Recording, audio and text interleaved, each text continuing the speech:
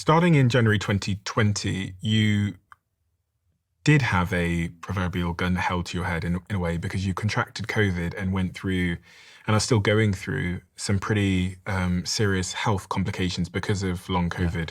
You developed heart issues within weeks, requiring hundreds of hours of critical care in hospital.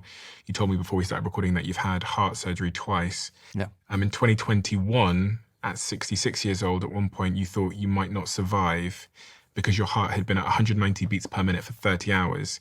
And you sent your wife a goodbye message because it looked like it was all over. Right.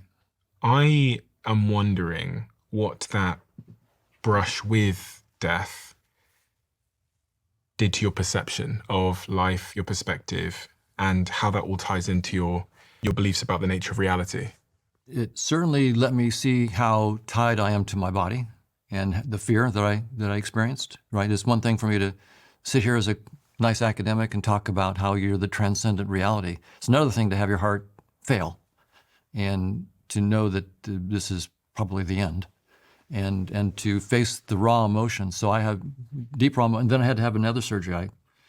The first one kept me for a year and a half or so. A great surgeon, it's not his fault. He did a great job. But, COVID is persistent. And the week before my second surgery, I was in the ER 3 times where they had to restart my heart. Just didn't know if I was going to make it. I would have to go have my heart restart and then 2 days later go back and have my heart restart. And I was just hoping to make it to live to the surgery. And even now, I wouldn't be surprised if the heart starts to go bad again. So that takes us out of the abstract academic realm into something very, very concrete. Now, on how do you deal with the fact that you really don't know from one heartbeat to the next?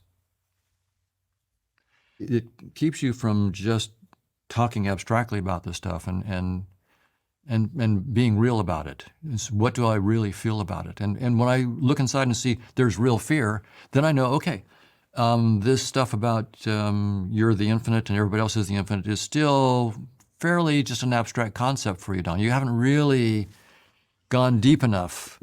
You need to go deeper and actually, if that's true, I mean, maybe it's all BS, right? But if it's true that you are the infinite and everybody else is the infinite, then you need to go deeper into that. And intellectually, I'm convinced. I mean, I've given you the reasons. Intellectually, I'm quite convinced.